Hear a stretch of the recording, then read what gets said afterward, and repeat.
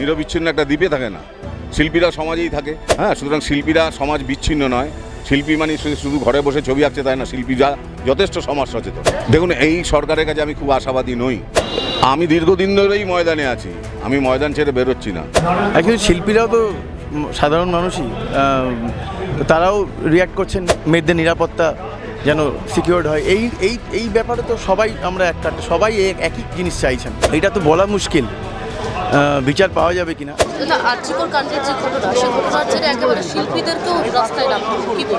না না, শিল্পীদেরকে নামতে হবে। শিল্পীরা তো আর নিরবিচ্ছিন্ন একটা দ্বীপে থাকে না, শিল্পীরা সমাজেই থাকে। সমাজের সমস্ত জিনিস দিয়ে শিল্পী তৈরি হয়। হ্যাঁ, সুতরাং শিল্পীরা সমাজ বিচ্ছিন্ন নয়।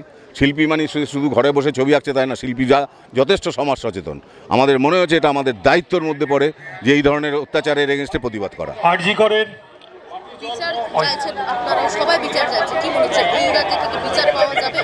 দেখুন, এই সরকারের কাছে আমি খুব আশাবাদী নই, কিন্তু আমাদের তো বিচার।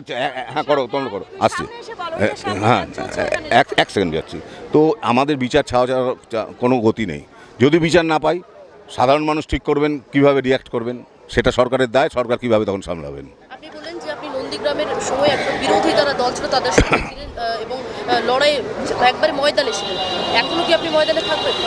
আমি দীর্ঘদিন ধরেই ময়দানে আছি, আমি ময়দান ছেড়ে বেরোচ্ছি না। রাজ্য শাসকের বিরুদ্ধে সব সময় তো আছি। 11-র পর থেকে ওনারা যবে থেকে অত্যাচার শুরু করলেন, পার্কস্ট্রিট কাণ্ড যবে থেকে ঘটলো, যবে থেকে কামদুনি ঘটলো, তখন থেকে আমি ওনাদের এগেনস্টে, যবে থেকে আমিরুল ঘটলো ওনাদের এগেনস্টে বলে যাচ্ছি।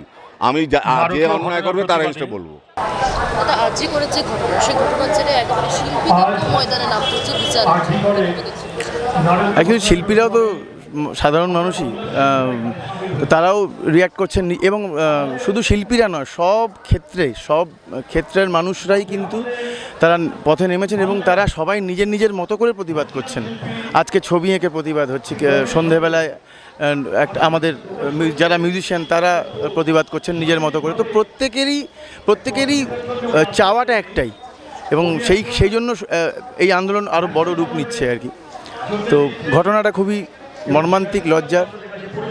আমরা শুধু আশা করছি যে যেন দৃষ্টান্তমূলক শাস্তি হয়, দোষীরা ধরা পড়ুক, দৃষ্টান্তমূলক শাস্তি হোক এবং মেয়েদের নিরাপত্তা যেন সিকিউরড হয়। এই ব্যাপারে তো সবাই আমরা সবাই একই জিনিস চাইছেন।